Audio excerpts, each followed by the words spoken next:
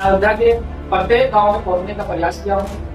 अपने समाज के ऊपर जो अत्याचार हो रहे हैं उसके न्याय करने का काम किया। बैठे हुए लोग ये कहते हैं कि आप जब तक पहुंचते उधर बना देते हैं, मतलब कि जान स्टाइल वहां पर आप माहौल जुटाने का काम करते हैं। फिर जब नतीजा आता है तो पता लगता है आप क्या करते सही किसी के नहीं पाए, चाहे जैसे हो जाता है वो भीड़ है तरह हो पाए। ऐसा इसका सबसे बड़ा जो मुद्दा है हमारे समाज के वो व्यक्ति जिनके पास घर नहीं है, छप्पर है, के लिए कम से कम 4 महीने वाला घर बनना चाहिए। अम्बेडकर का अस्तित्व खत्म करते करते करते क्या खत्म हो जाएगी। बस इससे आगे मैं राव वो बस बाबा साहब का एक हम सहयोगी मान सकते हैं। काम ये दादू का बताया जा रहा है वो काम अम्बेडकर करते थे और जो काम अम्बेडकर का बताया जा रहा है वो सारा काम क्यों हुआ। फिर संविधान को तो उसे हिंदू राष्ट्र आप लोगों को दिक्कत है और क्यों लगता है कि हिंदू राष्ट्र आप लोगों के लिए खतरे की नहीं है। हमारे लिए खतरा नहीं है, ये देश के लिए खतरा है। हिंदू राष्ट्र नहीं है, कह रहा हूँ वो ब्रह्म राष्ट्र है। ठीक है। नमस्कार, भारत लोकतंत्र न्यूज चैनल पे स्पोर्ट्स क्लासेस में आप सभी का बहुत बहुत स्वागत है। एक बार फिर से आज हमारे साथ एक बहुत अच्छे मेहमान हमारे स्टूडियो में उपस्थित हुए हैं और ये बात मैं इसलिए बोल रहा हूँ क्योंकि ये जमीनी नेता है, जमीनी चीजों को लगातार देखते हैं। गरीब मजदूर बूढ़ बुजुर्ग बेसहारों का सहारा बनते हैं और लगातार संघर्ष करते आ रहे हैं। और एक खास बात ये रही है कि ये चंद्रशेखर आजाद के सच्चे सिपाही हैं, भीम आर्मी जिला उपाध्यक्ष हैं। सर बहुत बहुत स्वागत है। बहुत बहुत धन्यवाद आपका। और सबसे पहले मैं आपके इस पॉडकास्ट के माध्यम से आप सभी दर्शकों को जय हिंद बोलना चाहता हूँ। सबसे पहले तो मैं कहना चाहूंगा कि एक बार आप अपना परिचय हमारे दर्शकों को दे दें, पूरा परिचय दे दें। मेरा नाम विशाल कुमार है, मैं भीम आर्मी जनपद आगरा का जिला उपाध्यक्ष हूँ। भीम आर्मी में मुझे लगभग 2.5 साल काम करते हुए हो गया है। पहले मैं भीम आर्मी में जिला सचिव के पद पर था, वर्तमान समय में मैं भीम आर्मी जिला उपाध्यक्ष हूँ। क्या अनुभव आपका, कैसा लगता है काम करने में? कुछ एक्सपीरियंस आप लोगों को मिलता है कि नहीं? चंद्रशेखर आजाद जिस तरीके से क्या क्या नेता बनाने की फैक्ट्री भीम आर्मी बन गई है, तो नए नए नेता उभर करके सामने आ रहे हैं, तो उसी में से आप भी एक हो। तो क्या क्या अनुभव रहा आपका काम करने का, जो तरीका आप लोगों का कैसा लगता है? बिल्कुल चंद्रशेखर भाई की जो बात है भीम आर्मी नेता बनाने की फैक्ट्री है वो बिल्कुल सही है। अभी 2.5 साल से हमें काम करते हो गया है। मैं जनपद अयोध्या के प्रत्येक गांव में पहुंचने का प्रयास किया हूँ। अपने समाज के ऊपर जो अत्याचार हो रहे हैं उसके न्याय दिलाने का काम किया हूँ। और ये सारा जो एक तरह के मान लीजिए शक्ति है, जो हम लोगों की ताकत है, वो कहीं ना कहीं भीम आर्मी और चंद्रशेखर भाई की देन है। अगर आप लोग नहीं होते तो हम लोग बोलने का अधिकार जो एक बार बाबा साहेब डॉक्टर भीमराव अम्बेडकर जी की वजह से मिला था वो कहीं ना कहीं समाप्त होगा। आप लोग जब जाते हैं ग्राउंड पे तो एक आरोप बड़ा आप लोग लगाते हैं कि प्रशासन आप लोगों की सुनती नहीं है, प्रशासन आपकी सुनती नहीं है, सरकारें आपकी नहीं सुनती है, आप लोगों को बड़ी दिक्कतों का सामना करना किसी भी मुद्दे को लेकर के। जैसे अभी हाल में अपने जिले की मैं बात करूंगा, एक सहरमा का मामला होता है, एक इंटरनेशनल लोकांड हो गया था, एक उसके साथ रेप हुआ और उस समय हुआ। एक सोचने की बात है, जब शायद दुर्गा पूजा चल रहा होगा, पंडाल में भंडारा वगैरह चल रहा था, खाने के लिए गई थी, जब रास्ते में अकेला किसी के लिए भीम आर्मी में बहुत लड़ी, लेकिन आरोप बार बार ये लगे कि प्रशासन ने बहुत उसमें बर्बरता दिखाई। हाल ही में इधर शनिवार का मामला हुआ था, गुरु कुमार हत्याकांड, ऐसे बड़े बड़े मतलब यहाँ पर दिक्कतें आई, तो भीम आर्मी बड़ा आरोप लगाते हैं प्रशासन एक तरह से सत्ता का गुलाम है ना। सत्ता जो चाहती है प्रशासन से करवा लेती है।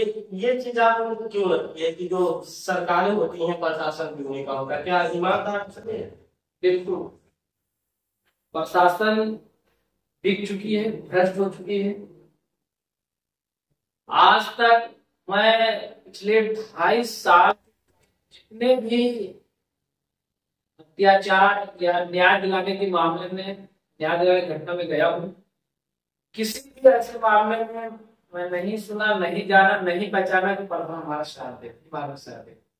वो हम लोगों को सिर्फ परेशान करने का काम करती है कि आप अभी मत आओ, कल आओ, परसों आओ। नहीं तो वो भी तो आरोप लगाते हैं, ये जो सरकार है, वर्तमान सरकार, बीजेपी सरकार हो गई, या जो विपक्ष में बैठे हुए लोग हैं, ये कहते हैं कि आप लोग जहाँ पहुंचते हो उपद्रव मचा देते हैं, मतलब कि जानबूझकर एक फिल्मी स्टाइल में वहां पर आप माहौल बिगाड़ने का काम करते हैं। ये बिल्कुल गलत बात है। अगर ऐसा कोई है तो भाई दिखाओ, भाई वीडियो कोई दिखाओ, या कोई आप लोगों को सबूत हो दिखाओ भाई, बीमारी ड्रामा। 20 नवंबर के दिन जो आपके दोनों राष्ट्रीय अध्यक्ष माननीय विनय रतन सिंह जी, ये माननीय की जो राष्ट्रीय अध्यक्ष जी हैं, और चंद्रशेखर आजाद जी, भाजपा के राष्ट्रीय अध्यक्ष, वर्तमान सांसद नवीन, मुजफ्फरनगर में एक बड़ी जनसभा का आयोजन है। 50 लाख लोगों का टारगेट दिया था। वहां पर एक संविधान संकल्प रैलियां भी निकाली गई और कहा कि 50 लाख लोग हमारे संविधान की शपथ है। क्या लगा जब वो रैली आई, बड़ी प्रभावित रैली, बड़े लोग आए वहां पर, लाखों की संख्या में लोग थे, बहुत सारे लोग गए वहां पे। कुछ ऐसे लोग थे बड़े बड़े नेता जो आजाद समाज पार्टी में सदस्यता ग्रहण की थी, माननीय सदस्यता लिए। तो इससे क्या लगता है कि 2027 का जो माहौल है आपका चुनावी रणनीति का, वो कुछ बदलेगा, या फिर जो पंचायती विभाग जिसमें आप भी चुनाव लड़ रहे हैं, जिला पंचायत है, जिला पंचायत अध्यक्ष और छोटे मोटे जो चुनाव है, तो इसमें कुछ इफेक्ट आप लोगों को दिखाई दे रहा है? बिल्कुल बिल्कुल, हम लोग हर एक चुनाव को बेहद मजबूती के साथ हम लड़ेंगे। और अभी आप चंद्रशेखर भाई की रैली की बात की, तो आप लोग रैली का जो हम लोगों की एकता थी, वो आप लोगों ने बहुत अच्छे से नहीं, वो तो प्रभावित को तो मैं नहीं पता कि बहुत अच्छी रैली दिखाई थी, बहुत अच्छी लोग वहां पर आए। अपने सभी समाज के लोग जो हमारे पास अधिकारी हैं, और ये मैं नहीं, ये चंद्रशेखर भाई जी का कहना है कि उन्होंने कहा कि हमारे साथ में, और आप सब लोग देख रहे हैं, हर एक रैली में हमारे साथ भीड़ आ जाए। क्या लगता है कुछ माहौल बदलेगा इस बार, कुछ नया करें कि आप लोग? क्योंकि चीजें ये है ना कि आप लोग मीडिया पे आके बहुत बोलते हैं, मतलब बहुत जोश भर देते हैं लोगों के अंदर कि इस बार तो सत्ता परिवर्तन करते। जैसे हाल ही में बिहार का चुनाव आप देखिएगा, सुनिए, बिहार में आपके राष्ट्रीय अध्यक्ष जब पहुंचते थे, और दोनों राष्ट्रीय अध्यक्षों की मैं बात कर रहा हूँ, चाहे वो विनय रतन सिंह जी हो, चाहे जब वो जाते थे तो बड़े बड़े नेता और मंत्री जो केंद्र में बैठे हुए लोग हैं, राज्य में बैठे हुए, वो लोग उतनी भीड़ उनकी सभाओं में नहीं इकट्ठा हो पाती थी जितनी भीड़ वो लोग लेकर के आते रहते थे। लेकिन फिर जब नतीजा आता है तो पता लगता है आप फिर से एबीसी की नहीं जीत पाए, चाहे ऐसा कहा हो जाता है, वो भीड़ चाहे करोड़ लोग आए। एसआईआर इसका सबसे बड़ा जो मुद्दा है, एसआईआर हमारे साथ, हमारे सभाओं में, हमारे समाज के तमाम लोग लाखों करोड़ों की संख्या बांटते हैं, लेकिन वो वोट ही नहीं कर पाते हैं। इसका सबसे बड़ा मुद्दा जो है एसआईआर के जरिए हमारे समाज के तमाम लोगों का वोट काटा जाता है, जिससे हमारे बाकी पार्टियों को चुनाव, तमाम पार्टियां चुनाव लड़ी, काफी लोग जीते भी। मेरी आपके गठबंधन को जीतेगा, गठबंधन वहां पर बना नहीं। अवैसी साथ साथ में थे, चंद्रशेखर आजाद, स्वामी प्रसाद मौर्य, किसी सीट पर लड़ेंगे चुनाव वहां पे। बिल्कुल अवैसी को 5 सीटें निकाल, एसआईआर 5 सीटें निकाली कि नहीं? नहीं, बात यह है कि अगर थोड़ा बहुत सीटें निकल जा रही है तो उस सीट पर हमारा प्रत्याशी था, जीडे का प्रत्याशी था, उन लोगों ने जमकर मेहनत के साथ साथ वहां की वोट सही निगरानी कर पाए, समझ रहे हमारी बात। और जो सीटें हम लोगों के हाथ से गई है, वहां पर हमारा जो प्रत्याशी था वो सही से निगरानी की, मतलब आप विफल हो गए। हाँ, क्योंकि आप मानते हैं कि वहां पर वोटों की चोरी हुई? बिल्कुल वोट की चोरी हुई। तो एसआईआर इस पर क्या करेंगे आप लोग, क्या स्टैंड? जो गलतियां बिहार में हुई है उस गलती से सीख करके हम यहाँ एक नया कदम उठाएंगे। घर घर प्रत्येक वोटर के पास जा करके पूरे भीम आर्मी के पदाधिकारी कार्यकर्ता, आजाद समाज पार्टी का पदाधिकारी कार्यकर्ता घर घर जाएंगे, सभी वोटरों से मिलेंगे, उनको वोट के बारे में बताएंगे और एसआईआर के बारे में बताएंगे और उनका वोट बचाने का।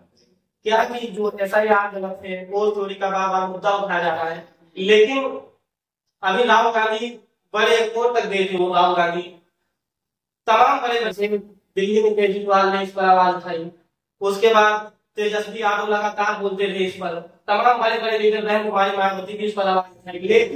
लेकिन फिर क्या ये जानने की कोशिश कर रहा हूँ किसान जी कि चुनाव आयोग सुन क्यों नहीं रहा आप लोग, चुनाव आयोग को चुप्पी साधे बैठकर कोई आवाज होगी आप लोग कहता सर क्या हो रहा है, कुछ आई होगी।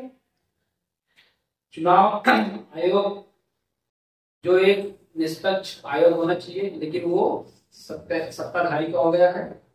सत्ताधारी जो काम कराना चाहता है वही करता है। आप देखो कैसे बेहुदा बात करता है। अभी कुछ दिन पहले चुनाव आयोग की ओर से जवाब आता है कि हम लोग फोटो और वीडियो वाले नहीं कर सकते। और फिर अभी एक बयान जो है आया है बिहार चुनाव आयोग की तरफ से, प्रदेश से, उन्होंने कहा है कि मेरी जानकारी में कि हम बैलेट से चुनाव इसलिए नहीं करा रहे कि पर्यावरण को लाभ रहे। आपने सुना कि नहीं? पेड़ काटने पर सुना हो, मतलब बात को बहुत अच्छे से जानता हूँ। अगर पर्यावरण का नुकसान से हो रहा है तो आप बताइए, मैं आपसे पूछता हूँ कि इस समय दिल्ली का हाल क्या है? क्या दिल्ली का पर्यावरण शुद्ध है? पत्रकार महोदय आप एक बार बता दीजिए कि दिल्ली का पर्यावरण सही है? आप लोग कई चुनाव लड़ चुके हैं, आप विलास नहीं दीजिए, आप उत्तर प्रदेश लड़े, दिल्ली लड़े, बिहार में लड़े, ठीक है ना। सफलता विधानसभा में कहीं देखने को मिल रही है, एक आपका सांसद है, कुछ जिला पंचायत निकले हैं आपके उत्तर प्रदेश में। तो इस बार जो आप लोग चुनाव लड़, आप अपने भी चुनाव को लेकर के उनसे बताइएगा कि क्या तैयारी आपकी चल रही है और किस तरीके का माहौल देते हैं। और क्योंकि आप जिले के बड़े नेता, पूरे जिले में आप भ्रमण कर रहे हैं, तो बाकी सीटों पर आप लोगों की क्या रणनीति चल रही है और इसी के साथ उत्तर प्रदेश में आप किस हिसाब से देख रहे हैं पंचायती राज विभाग को, और उसके बाद 2027 का जो चुनाव आने वाला है उसमें आप लोग क्या कमाल करेंगे, इसको थोड़ा विस्तार से। बहुत बड़ी बड़ी चुनौतियां आप लोगों के सामने है। एक और बीजेपी, समाजवादी, बहुजन समाज, तमाम पार्टियां और कुछ मिलकर पर आप लोग जो विकास का कार्य, हर कोई आता है वादा तो करते हैं, कोई करता है। आप लोग किस तरीके से अपने वादों का कार्य लेंगे और आज के लिए जो आप विकास करके दिखाएं ग्राउंड जीरो पर। देखो, विकास के लिए सबसे पहले जानना होगा कि हमारे समाज में कमियां क्या है। तो इसके लिए मैं अपने जिला पंचायत क्षेत्र सभी ग्राम सभा, जैसे रौनाई हो गया, शेखपुर हो गया, जगतपुर, चेबरा, डौरा, कोला, पंडितपुर, सोखावा और मयकपुर, ये हमारे यहाँ के 12 ग्राम सभा है। मैंने इस 12 ग्राम सभा में हर एक गली, हर एक घर पहुंच लिया है। मैं क्या कहता हूँ कि जहां पर हमारे समाज के व्यक्ति रहते हैं वहां तक अभी सड़कें नहीं पहुंची हैं, घर टूटा फूटा हुआ है, अच्छे खाने नहीं मिल रहे हैं, अच्छी शिक्षा नहीं मिल पा रही है। तो मैं अपने समाज के सभी व्यक्तियों को बताना चाहता हूं कि जब ही भारतीय जनता समाज पार्टी का चुनाव आपके क्षेत्र से चुनाव जीतेगी तो सबसे पहले घर, अच्छी सड़कें, अच्छे घर और घर में 4 कमरे और अच्छी शिक्षा, इस सभी मुद्दों को लेकर के आपके बीच में रहेगी। कैसे जनता कैसे यकीन करेगी? आते तो सब हैं, जीतते हैं, चले जाते हैं, आप लोग भी यही करेंगे। तो इसके लिए मैं अपने समाज के सभी लोगों से कहना चाहता हूं कि आप लोग नगीना को याद कीजिए। वहां से हमारा भीम आर्मी का आजाद समाज पार्टी का एक सांसद बड़े भाई आजाद जी, उन्होंने जहां रोड गंदी थी, जहां रोड कीचड़ से भरा हुआ था, वहां पर नंगे पांव अधिकारियों को दौड़ा दिए। ये काम नगीना में हो सकता है, तो बताओ आपको जनपद राजधानी में हाँ, जहां एक बार दौड़ा देंगे तो वहां सड़क बन जाएगी। तो वही आजाद समाज पार्टी का सिरा, भीम आर्मी का कोई भी साथी रहेगा, वो समाज के लिए हमेशा समर्पित है। हम लोग भीम आर्मी जो कार्यकर्ता है, पदाधिकारी है, दिन रात सिर्फ हमारे कानों में यही सुनाई देता है कि जहां अत्याचार हो रहे हैं वहां पे हम लोग कभी अपने जनपद में, कभी दूसरे जनपद में दौड़ दौड़ करके पुलिस प्रशासन, एसएसपी, न्यायालय, कोर्ट के चक्कर लगा करके परेशान हो गए। भाई आखिर क्यों हमारे समाज के ऊपर ही अत्याचार हो? तो जब हम लोग सत्ता में आएंगे तो जो अत्याचार समाज के ऊपर हो रहा है वो बिल्कुल नहीं। ये मेरा सबसे अहम महत्वपूर्ण मुद्दा है। समाज के हर एक व्यक्ति तक पहुंचाने का आप काम कीजिए। यदि भीम आर्मी आजाद समाज पार्टी काशीराम सत्ता में आएंगे तो आप किसी प्रकार कोई अत्याचार नहीं होंगे। और दूसरी बात, जो हमारे समाज के लिए सबसे अच्छी और महत्वपूर्ण होती है शिक्षा। हमारे समाज के जो बच्चे हैं अभी वो प्राइमरी स्कूल में पढ़ते हैं और कहीं कहीं ऐसा भी है कि प्राइमरी को नहीं पढ़ते। हम ये मान सकते हैं या कह सकते हैं कि हमारे समाज की जो पढ़ाई अभी बहुत कम है ना। ये आप चाहे हमारे समाज की नादानी समझिए या दूसरे समाज की ठीक है तानाशाही समझिए। भीम आर्मी का मुझे एक काम बहुत फेवरेट लगता है और ये मुझे अच्छा लगता है इसलिए क्योंकि आप लोगों ने प्रदेश के तमाम प्रदेश के चाहे उत्तर प्रदेश और जिलों आप लोगों को भीम आर्मी मुफ्त पाठशाला चला है, जगह जगह पाठशाला है, तो बच्चों को पढ़ाने का भी काम आप लोग करते हैं। ये काम अच्छा है जो मुझे अच्छा लगता है। अभी हमारी जो पाठशालाएं से गांव में जनपद में लगभग कई सारे हमारे इस जनपद की बात करें जनपद आते तो उसमें करीब 15 पाठशालाएं खुला है और चल रही है। इसके लिए बहुत बधाई आपको।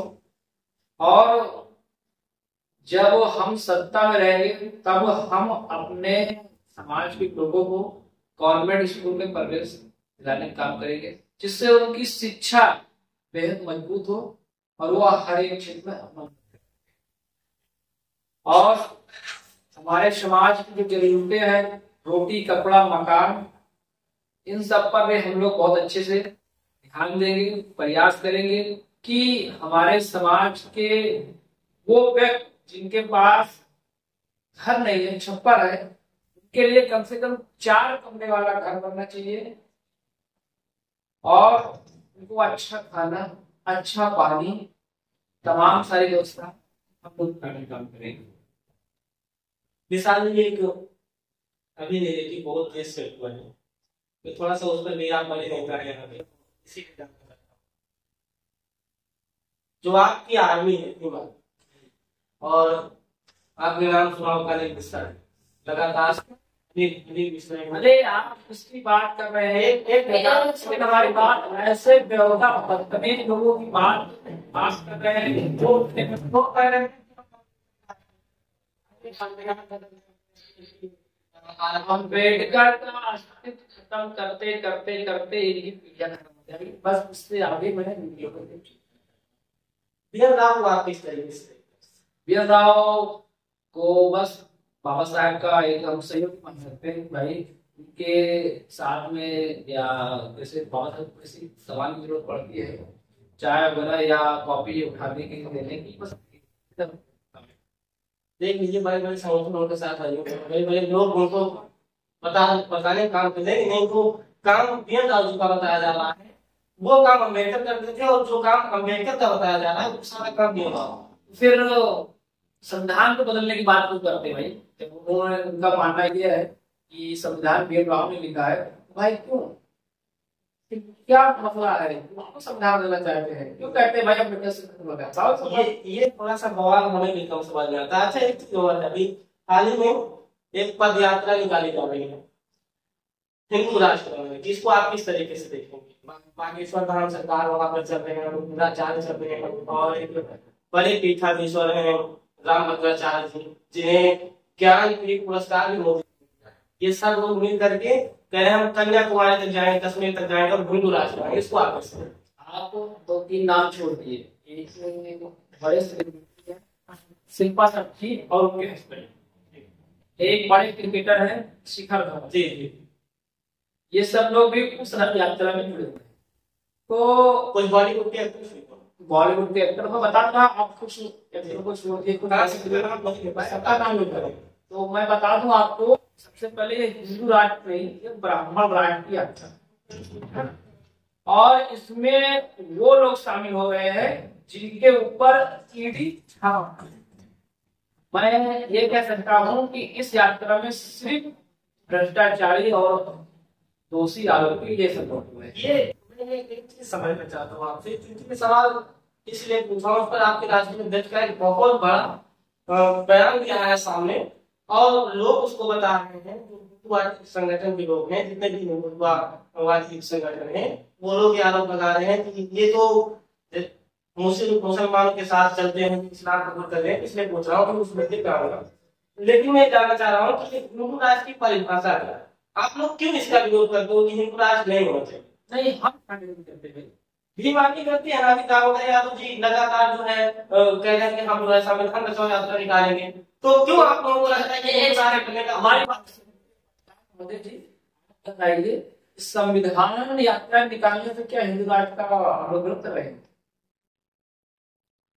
हम भाई अपना काम करें भाई, हम पर संविधान हो जाए, आप चाहे तो हमें कोई आपसे आपत्ति नहीं, किसी प्रकार नहीं, आपने ठीक कहा, आपने कोई आपत्ति नहीं है, क्योंकि यहाँ आजादी है सबको। आप जुलूस निकाल सकते हो, अपनी पदयात्रा कर सकते हो, धर्म का प्रचार कर सकते हो, लेकिन जो मैं मुद्दे की बात ये कर रहा हूँ, ठीक है, आपके काफी नेता का मैं स्टेटमेंट भी देखा हूँ, दिखा सकता हूँ कि उन्होंने उसका विरोध कि नहीं, ये यात्रा असंवैधानिक है, ये संविधान के खिलाफ है और हिंदू राष्ट्र नहीं होना चाहिए, सेक्युलरिज्म का देश है, संविधान से देश चल रहा, तो संविधान का राज होना चाहिए। मैं सिर्फ ये जानने की कोशिश कर रहा हूँ कि आप लोगों से हिंदू राष्ट्र से आप लोगों को दिक्कत है, और क्यों लगता है कि हिंदू राष्ट्र आप लोगों के लिए खतरे की घंटी? नहीं, हमारे लिए खतरा नहीं है, ये देश के लिए खतरा है। हिंदू राष्ट्र नहीं, मैं कह रहा हूँ वो ब्राह्मण राष्ट्र, ठीक है, और वो गैर संवैधानिक इसलिए है कि ना उसका कोई परमिशन है ना कुछ। उसको एक तरह से हम ये कह सकते हैं कि ये तानाशाही सरकार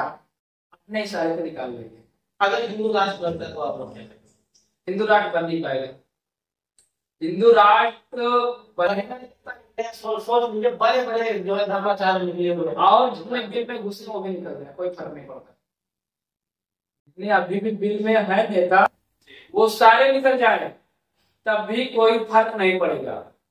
जब तक भीम आर्मी भारत देश में है तब तक कोई राष्ट्र कोई घोषणा नहीं कर पाएगा। वो तो कहते हैं कि आप लोग जो है आतंकवादी टाइप के लोग हो, चाहे वो हमें आतंकवादी मान लें या आप लोग जो है कुरान को उठाकर घूमते हो, आप लोग कहते हैं कि टोपी वालों के साथ में रहते हैं, कहने को तो भाई सर बहुत लोग कह सकते हैं, आप ये जो गलत बातें हैं। कभी हम लोग कुरान या जो आप करें टोपी लगा के नहीं घूमते, बाकी मान सम्मान सभी धर्मों में से कोई आपत्ति ये पूछ रहा था किसान जी, इसी पर जो हिंदू राष्ट्र की मांग थी और इस पर जो यात्रा निकल रही है, आपके राष्ट्रीय नगीना से सांसद चंद्रशेखर आजाद ने कहा था कि अगर बहुजन राष्ट्र की मांग होगा तो क्या सरकार उस तरीके की सुविधा हमको देगी, उस तरीके से सिक्योरिटी देगी जिस तरीके से सरकार काम करती है, वो कभी नहीं दे पाएगी। तो मैं यही जानना चाह रहा हूँ कि आप लोग भी जो है बहुजन राष्ट्र बनाने की पर यात्रा करें। देखो ये बात चंद्रशेखर भाई ने कहा है, बहुजन राष्ट्र हो सकता है उनके मन में कोई ख्याल हो, अगर कह देंगे भाई राष्ट्र यात्रा निकालो, ये चीजें इसलिए मैं पूछ रहा हूँ क्योंकि वो कह रहे हैं कि जात पात खत्म करके अब मैं बागेश्वर उनके साथ अनुविद्या हो गए, देवकी नंदन ठाकुर हो गए, ये मैं धर्माचार्यों के सिर्फ नाम ले रहा हूँ, और जो रामभद्राचार्य जी हैं, ये तो बड़े बड़े मतलब पीठासीन हैं, बड़े बड़े पदों पे मठ में बैठे हुए लोग हैं। तो इन लोगों का कहना है कि जात पात का नहीं होगा और सारे लोग भाई भाई हो जाएंगे, हिंदू राष्ट्र सब भाई भाई हो जाएंगे, कैसे हो और जाए? इसलिए मैं हिंदू राष्ट्र लगाना चाहता हूँ। क्या ये लोग कोई लिखित में आपको या सरकार को या कोई भी पत्र जारी किए कि इस प्रकार से हिंदू राष्ट्र बनने से समाज का प्रत्येक व्यक्ति कैसे है?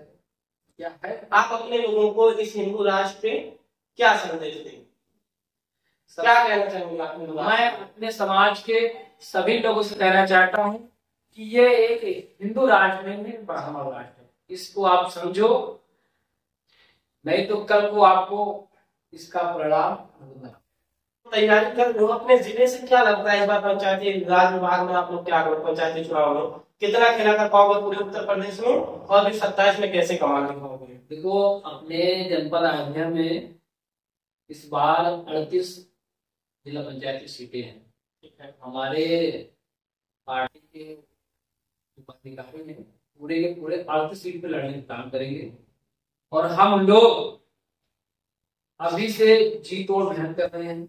हमें विश्वास है कि जनपद अयोध्या से करीब 25 से 30 सीट हमारी यहाँ होगी। या मैं आप लोगों को विश्वास दिला दूं कि इस बार हमारा जिला अध्यक्ष यहाँ पर जिला पंचायत अध्यक्ष जिला पंचायत सिर्फ अयोध्या में या उत्तर प्रदेश में? ये जैसे मेरा जो पद है जो हमारा धर्म है, जो हमारी मेहनत है, जो हमारा संघर्ष है, जो आपका मंडल 5 मंडल का है, हमारा मंडल 5 मंडल का है, तो मंडल अध्यक्ष जी नहीं होगा, मंडल अध्यक्ष मिलते हैं। ये जो विशेष जानकारी है जो बहुत अच्छी तरीके से मंडल अध्यक्ष के द्वारा आपको दी जा सकती है। अभी हम सिर्फ आपको जनपद आयोजन देंगे। आप हमारे चैनल के माध्यम से अपने आगमन को, अपने लोगों को, अपने क्षेत्रवासियों को क्या संदेश देते हैं? मैं अपने आवाम, अपने क्षेत्र सोहाग प्रथम के सभी जनता जनार्दन को ये संदेश देना चाहता हूं, आप लोग बेहद समझदार व्यक्ति हो। आप लोग अपने समझदारी का परिचय देते हुए सबसे पहले हमारे साथ जुड़ करके अपने वोट का रक्षा करें और भीम आर्मी आजाद समाज पार्टी काशीराम के साथ जुड़ करके भारत देश में एक नया, ये एक तरह से नया ही होगा, जब हमारी नई पार्टी है, इसका उद्धार होगा। नई पार्टी जो भीम आर्मी आजाद समाज पार्टी काशीराम, उसका साथ दीजिए। तो ये जब भीम आर्मी साथ आप लोग देंगे तो भीम आर्मी आपका साथ। बहुत बहुत धन्यवाद आपका विशाल जी इस पोस्टकास्ट लिखने। तो आप लोग भी देखे, 4 कुमार जी जुड़े हुए थे, जिला उपाध्यक्ष है भीम आर्मी से अयोध्या जिले के, और साथ ही सोहाग प्रथम से जिला पंचायत पद के प्रत्याशी हैं आजाद समाज पार्टी से। क्या कुछ बातें हुई आप लोगों ने देखा, जाना, सुना। ऐसे ही महत्वपूर्ण वीडियो के देखने के लिए हमारे पॉडकास्ट चैनल से जुड़े रहें। बहुत बहुत धन्यवाद।